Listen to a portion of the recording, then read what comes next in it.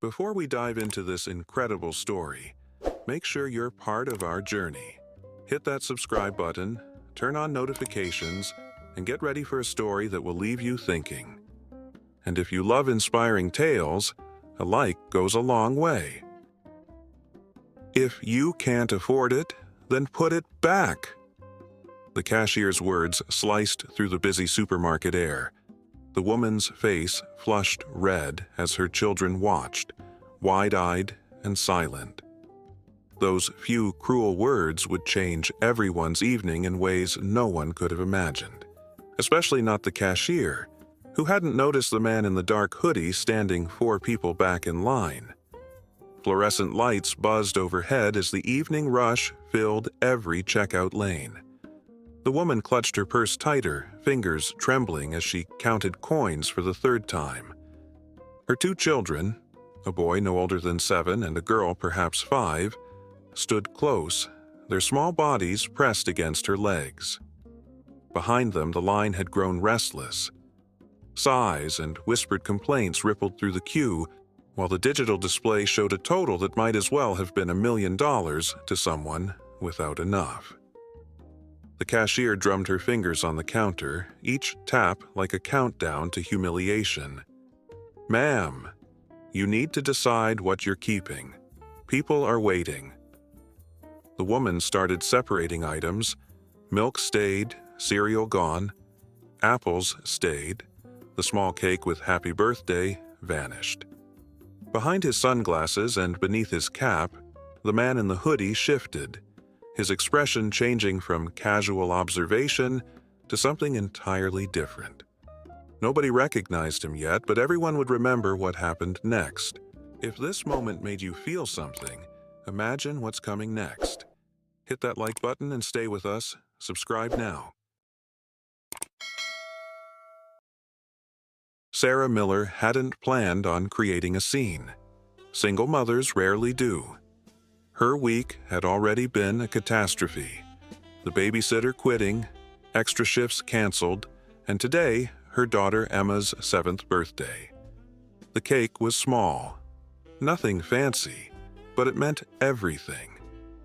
Sarah had stretched every dollar, counted each penny twice, but standing at register 9, the math simply wouldn't bend to her will. "I'm sorry," she whispered, barely audible over the store's ambient noise.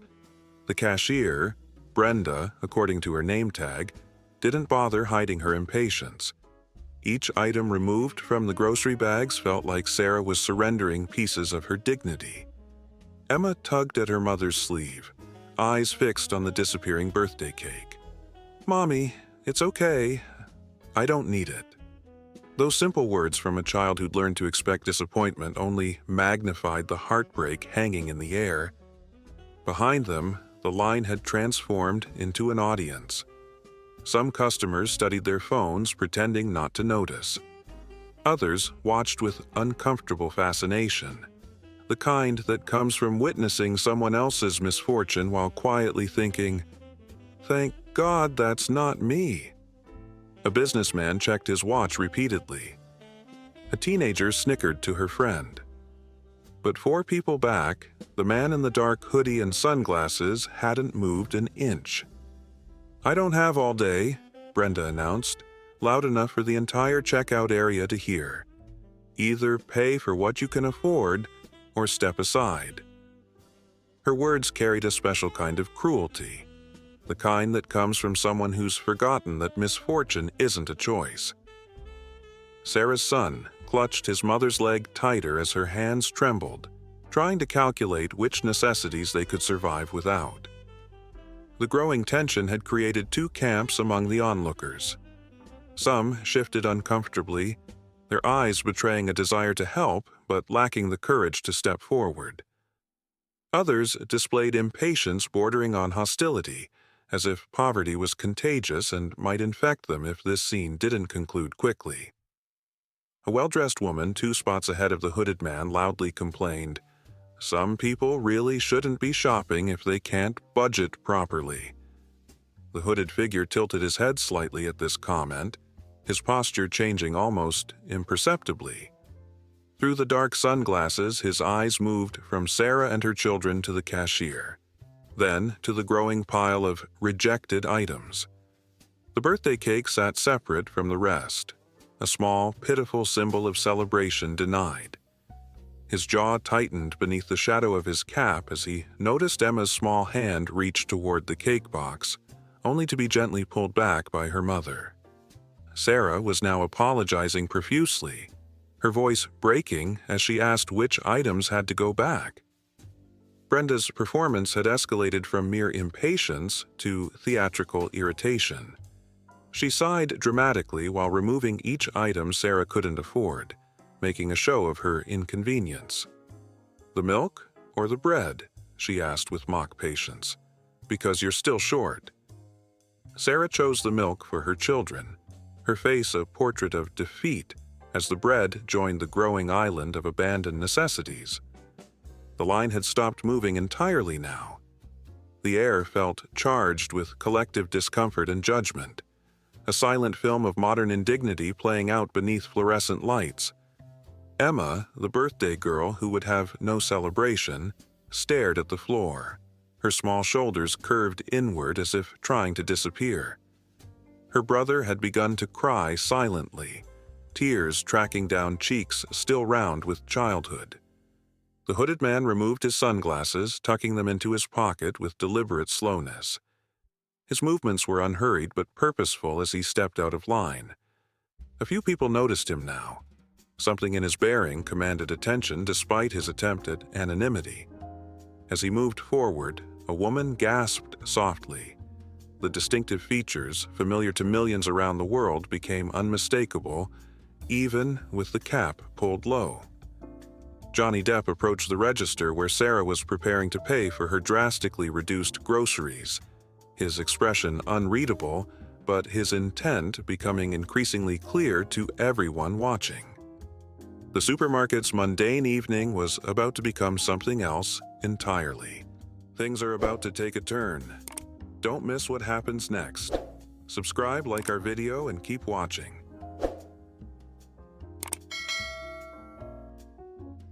Johnny Depp approached with the same measured calm that had defined many of his most powerful on-screen moments.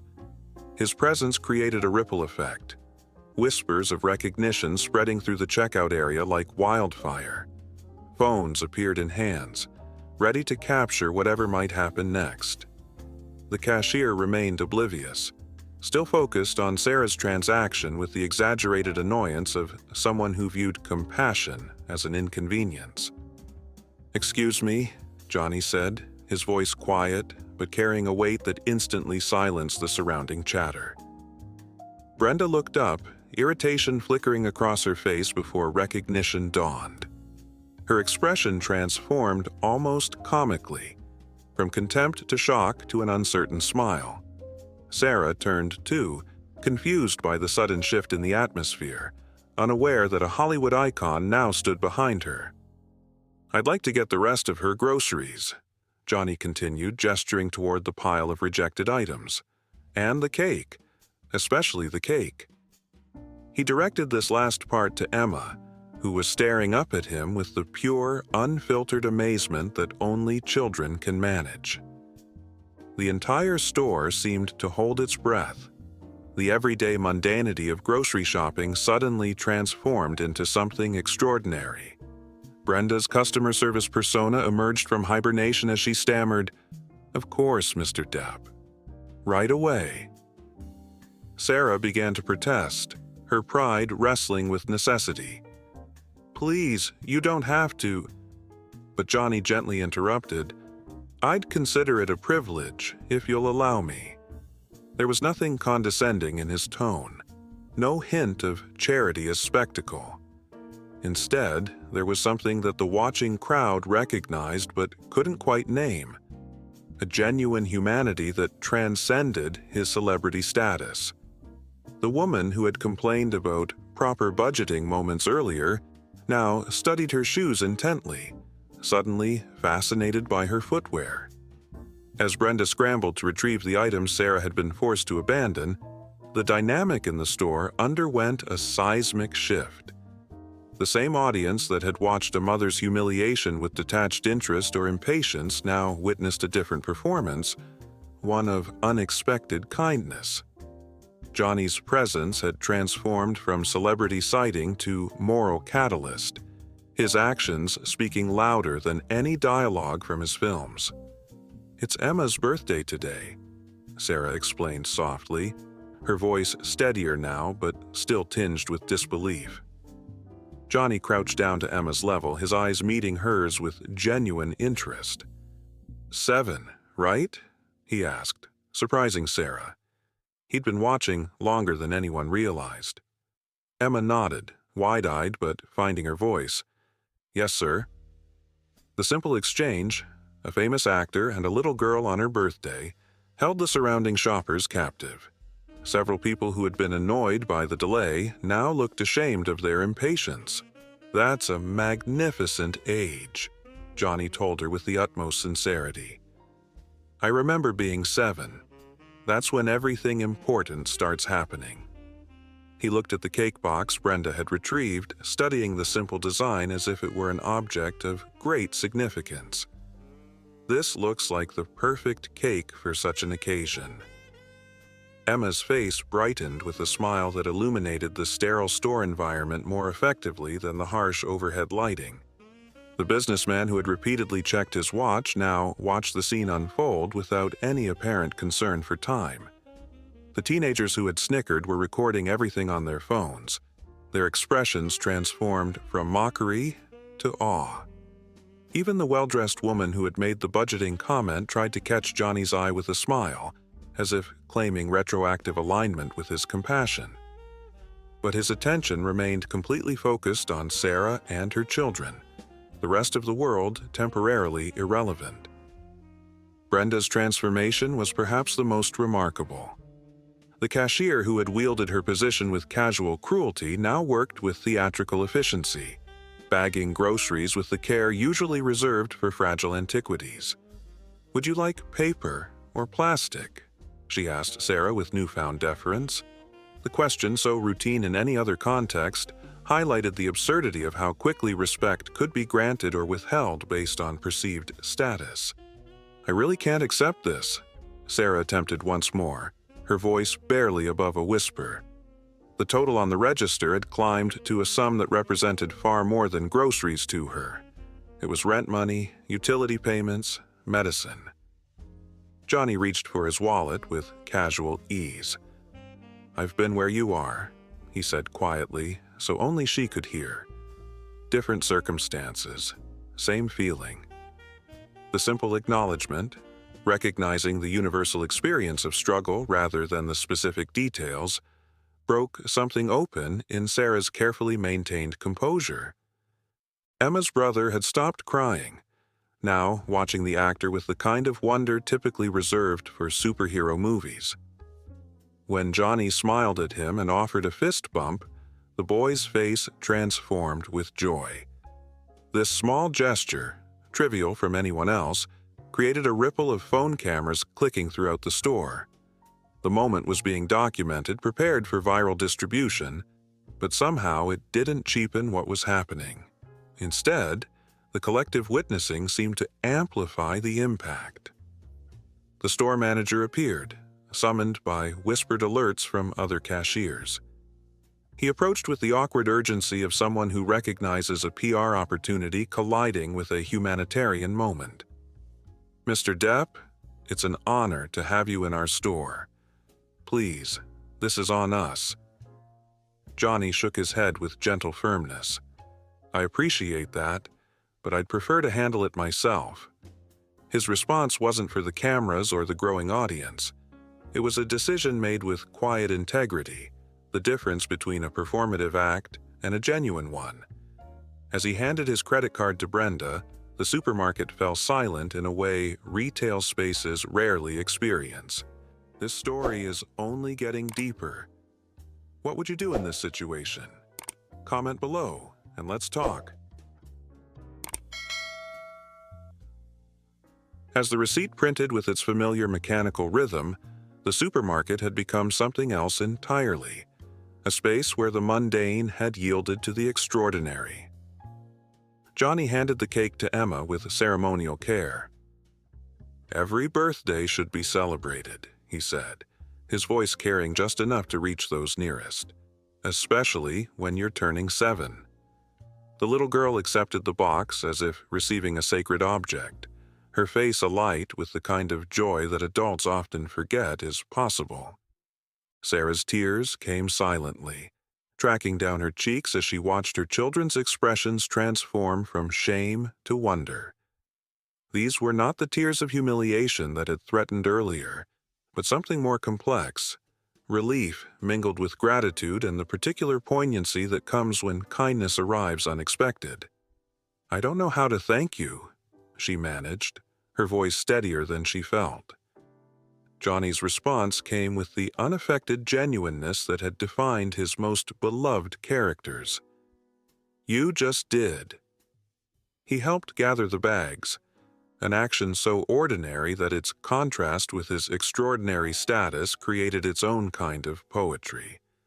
The crowd watched, mesmerized, as if witnessing a scene from a film more compelling than fiction because of its unscripted authenticity.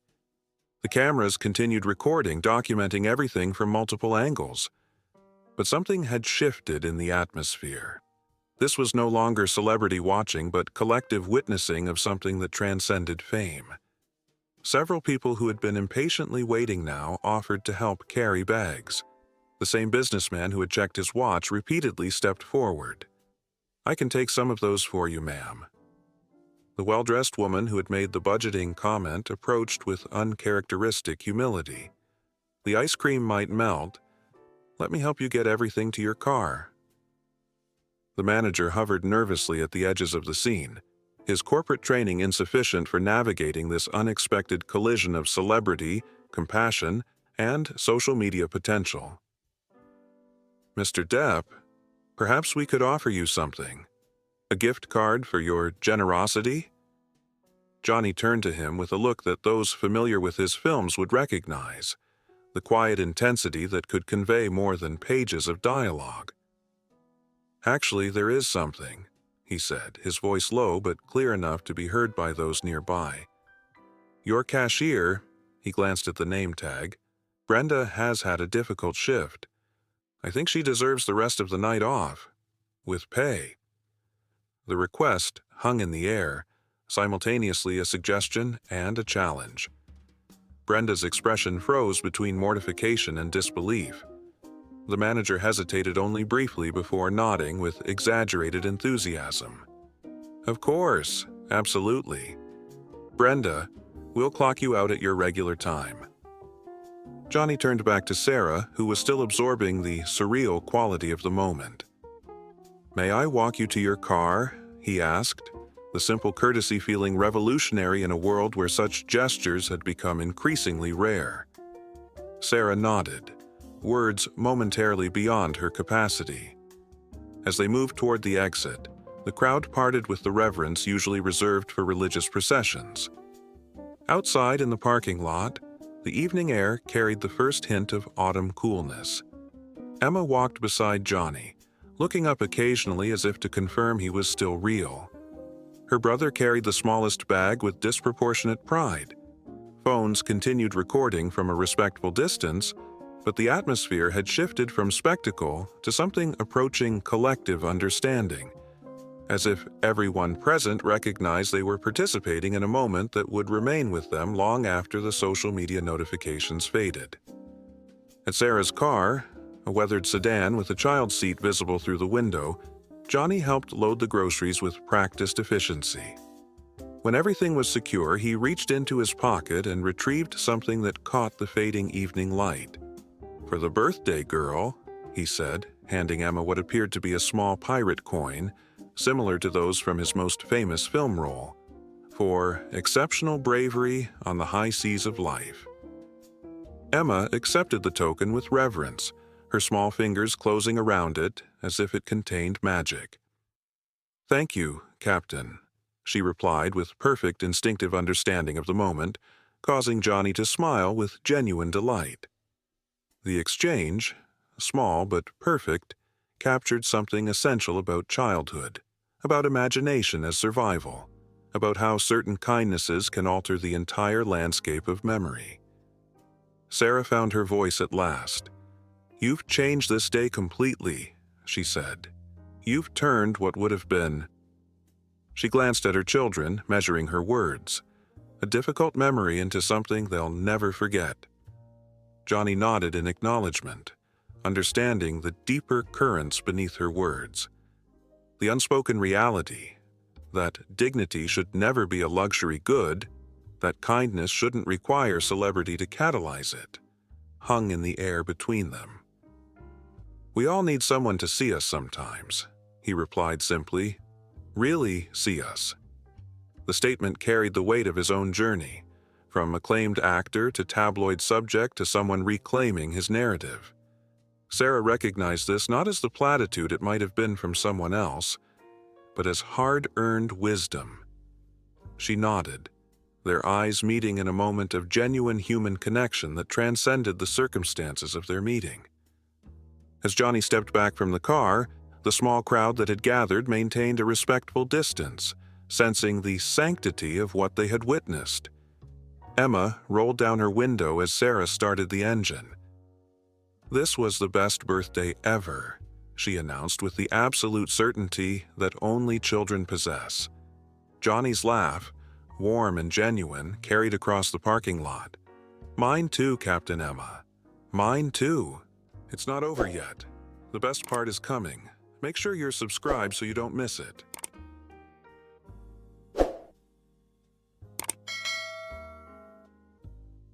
The supermarket parking lot returned to its ordinary state as Sarah's car disappeared down the street, but something had fundamentally changed.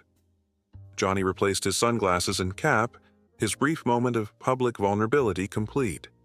As he turned to leave, several people approached, not with requests for autographs or selfies as might be expected, but with something more meaningful.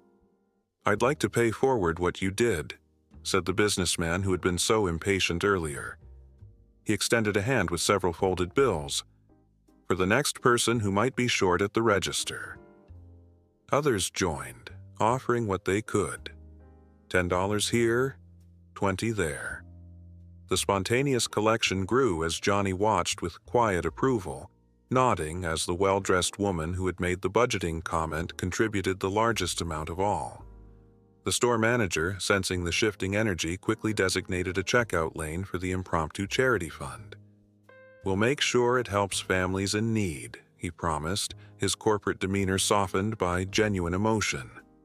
The scene had transcended celebrity sighting and transformed into community action, a moment of collective recognition that individual kindness could ripple outward in unexpected ways.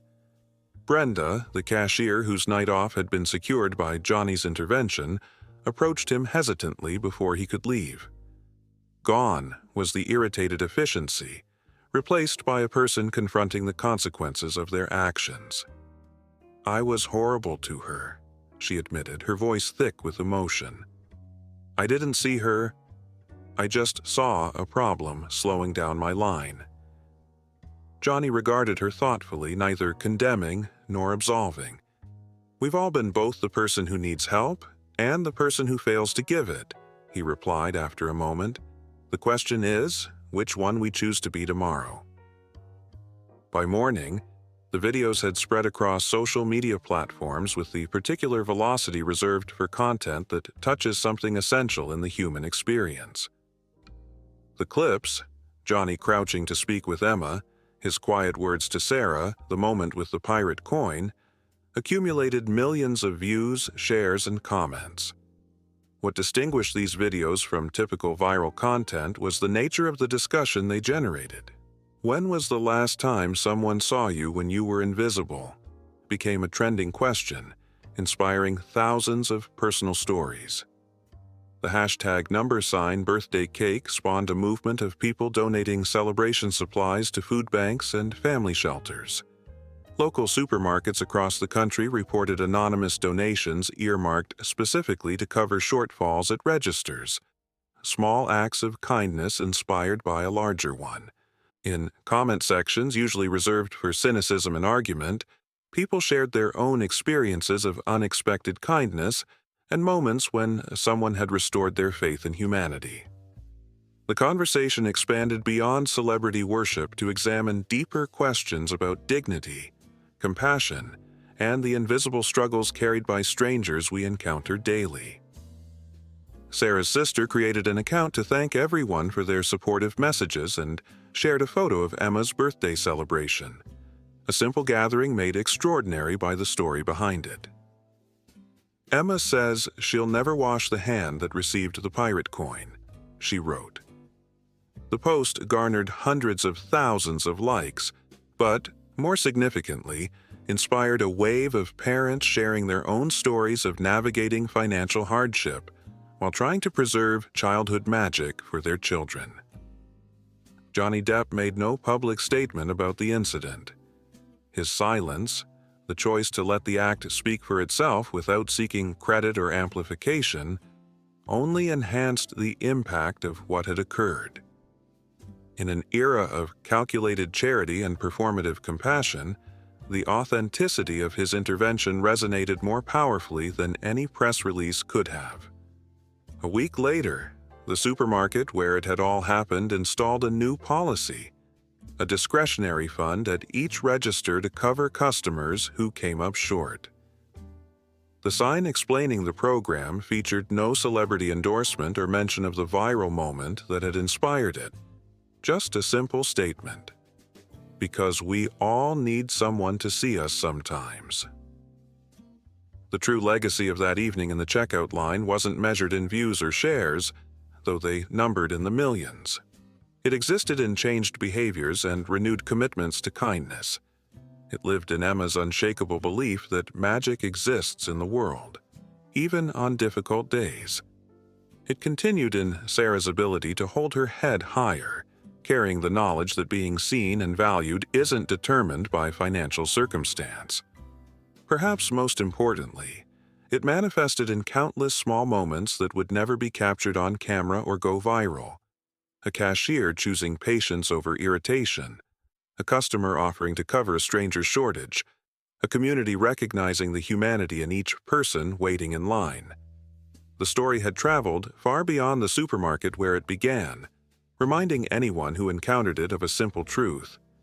True heroism rarely involves capes or special effects. Sometimes it's just the courage to see another person's dignity when the rest of the world has looked away. Wow, what a story! If this moved you, imagine what else we have for you. Hit that like button, drop a comment, and let us know what you think.